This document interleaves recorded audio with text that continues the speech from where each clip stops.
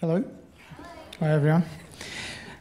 Well, I'm Paul Velonis. I'm from Elaborate. And firstly, I'd like to thank Fiona. She prepared you all for my talk. I'm talking about design thinking. I lead the innovation and product design service offering for Elaborate. We help medium and large corporations rediscover the lost art of innovation. And really, that's what got me interested in the diversity problem in the first place. So that's why I wanted to tell you a little bit about our story. So you heard a lot about design thinking, and our approach is also modelled on the design thinking double diamond. If you're not familiar with it, and I don't have two hands, but imagine you're getting lots of empathy and insight through ethnography and research for inspiration, and then you synthesize that into actionable insights, which we then take into divergent option creation, so divergence, and then convergence through selecting the best of those options and testing and refining them into the final solution. So that's a bit about design thinking. So what's design thinking got to do with diversity? So one of our other key principles in our innovation process is collaborative discovery or collaborative ideation. What that means is we don't do the innovation for you. There's many agencies that will come in and solve your problems for you. We believe in showing you how to do it. So bring your people, bring a diverse team together from around your organisation with their own unique intellectual property and their own different perspective, and mash them all up to create these divergent options that you can then select the best from to test and refine. So what we found was, as we moved from project world to product world to business strategy, it just became very difficult to find these divergent teams in the organisation to bring into our innovation workshops. I mean, it became really clear on a project about 12 months ago with a large Australian corporate who remained unnamed, who brought us a stakeholder set together to solve this complex problem of reimagining all their products that had 16 people, 1 woman, 15 men, all the men between 35 and 45. I probably don't even need to tell you how hard it was. It was very, very difficult to generate any sort of divergent solution optioning. It was all pat each other on the back. You're all great. We got to an outcome, but was it the best outcome? Definitely not. Do we know what the best outcome was? Probably we don't, because we didn't have that divergent team together. And that really, it came home to me like Wendy spoke at the beginning of the night about men changing their perspectives.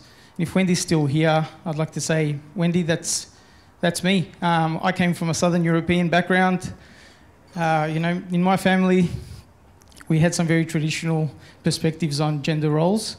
And through my work in innovation, I've completely changed my perspective on things, and now I'm a champion standing up here on this stage for gender diversity and promoting women.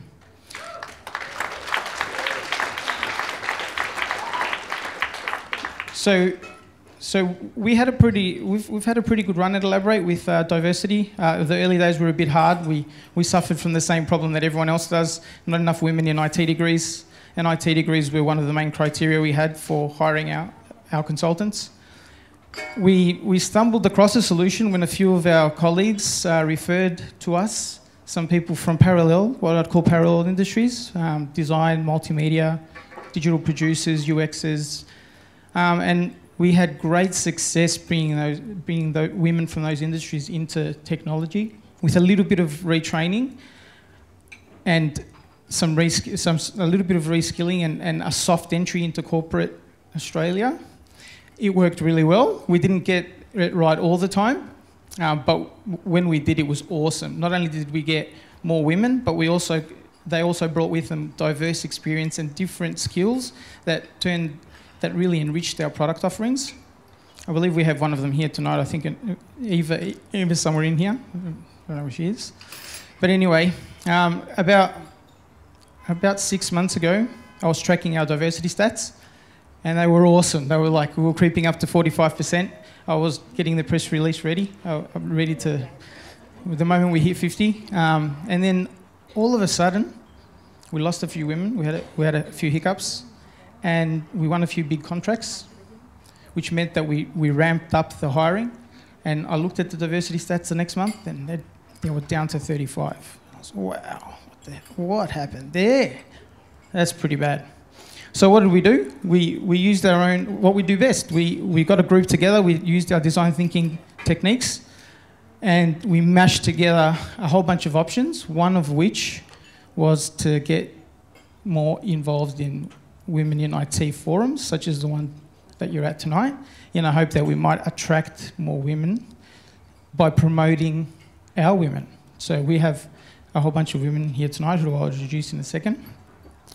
This is probably where I stop and say, we're hiring, by the way, guys. Elaborate/careers. We'd love to hear from you. But one of those initiatives was to get involved with the Women in ICT events, and I came to speak to Shona. I said, Shona, we want to get involved. We were involved last year with leadership hacks. We loved it. We want to get more deeply involved. We want to see how we can bring... Well, no, actually, I said we want to get more deeply involved. And Shona challenged me. She said, well, sure, we'd love you to be involved, but what do you bring to the table? And I was like, well, we want to be involved. Isn't that enough? She said, no. You guys are the innovation guys. How can you help us to solve this problem? Not only for yourself, but for the industry in general. So we stepped back and we had a look at it. We looked at the problem holistically. And it was interesting what Dale spoke about earlier in the evening. She talked about nudging the problem more. So diversity lives in the complex domain. Now, the complex domain is characterized by the fact that you can't predict what will happen.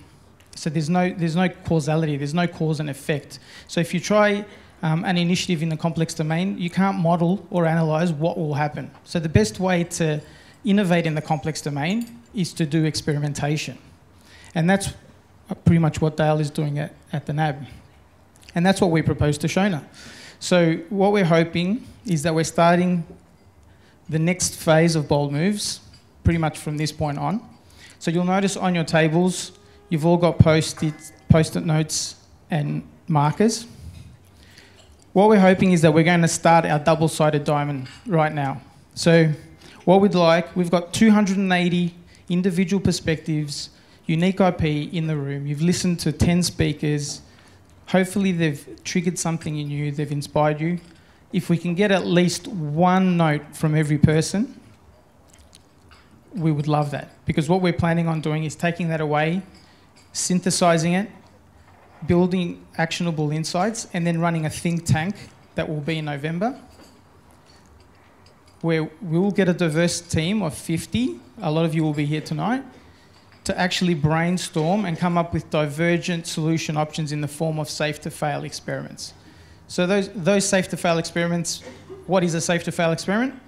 It's an experiment where you know what you're testing, you understand what success looks like and what failure looks like, and you can measure that. So when that happens, you can either amplify or dampen. So what we're hoping is that we'll come up with all these safe-to-fail experiments that people can take back into their organisations and feed back to the group. So we're starting something that is a long-running initiative. We're calling it the think tank, or Shona's calling it the think tank. The kickoff will be in November, and then it'll be followed by a meetup of some sort. So we have a bunch of Elaborate women here holding foam core boards. Can you all stand up?